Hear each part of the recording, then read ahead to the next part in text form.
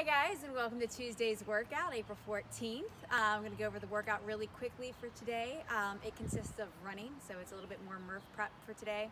You're going to have two different runs. One is going to be a 15-minute run, and then you'll get a 3-minute rest, and then your second run will be a 10-minute run, after which you're done.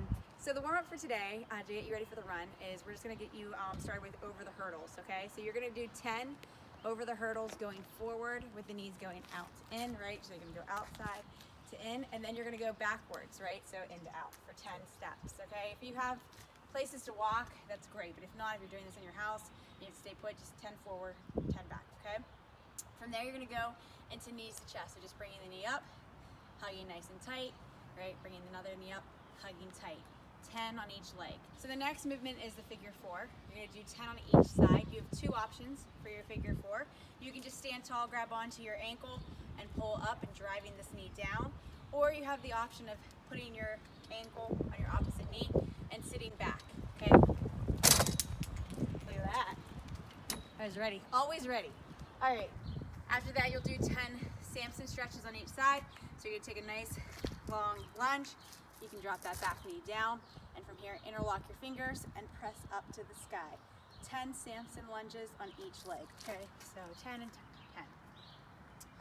From there, you go into your toy soldiers. So toy soldiers, right hand will go to the left toe, so swing high and touch, left hand to the right toe, okay?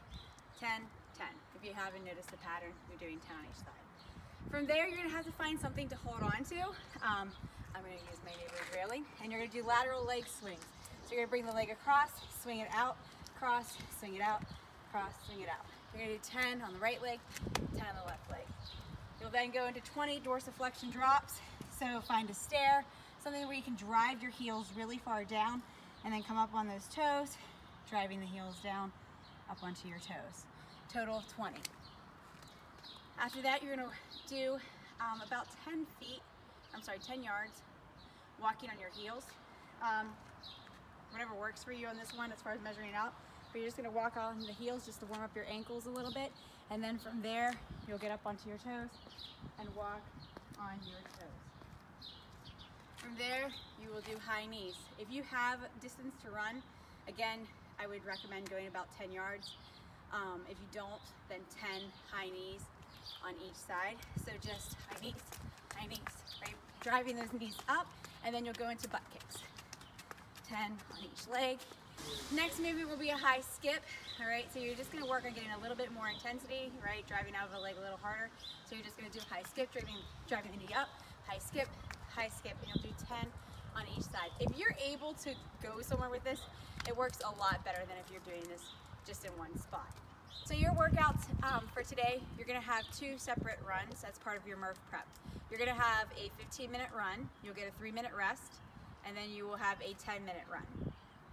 So for both of those, if you're in class, or if you are trying to just, you don't have anything measured out, right? You're not doing this at a track, you're going to do 7.5 minutes away from your house, right? And then try and cover the same distance on the way back for 7.5 minutes. All right, that'll be for the 15-minute run. Then you'll rest for 3 minutes, and then you'll start your 10-minute run. So 5 minutes running away from your house, 5 minutes to run back. And again, trying to cover the same amount of distance. As far as the intensity of these workouts go, you should be able to have a full conversation, right? A full sentence while you're running in each of these intervals. It should not be a sprint, all right? So the gauge is usually 180 minus your age if you're tracking your heart rate. But if you don't have anything to track your heart rate, just remember you should be able to have a full conversation with some random stranger, right, when you're out for your run. If you are not able to do the run today, you have an alternate exercise to do. It's a 28-minute EMOM. So EMOMs are every minute on the minute. You're going to do a specified amount of work or a specific movement. So if you're doing the 28-minute EMOM, your first minute will be either single unders or jumping jacks. And then your second minute would be those high knees that we did in the warm-up. Minute 3 would be mountain climbers. So for mountain climbers, as a reminder, right, you have 2 options. The harder option for a mountain climber is hands on the ground. You're bringing your foot all the way up to your hands, right?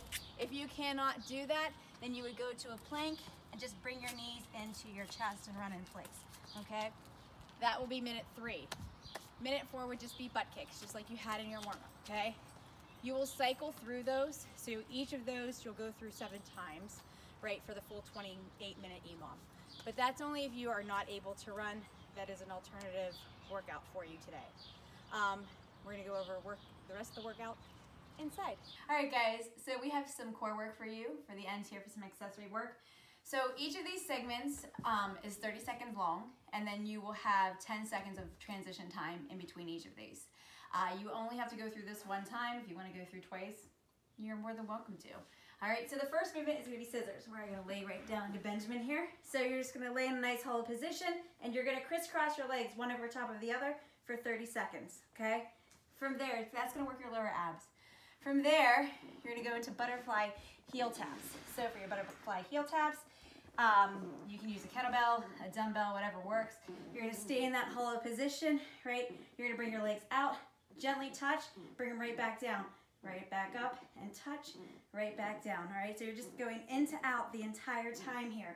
And the goal is to try not let your feet rest on the ground, right? Stay under tension the entire time.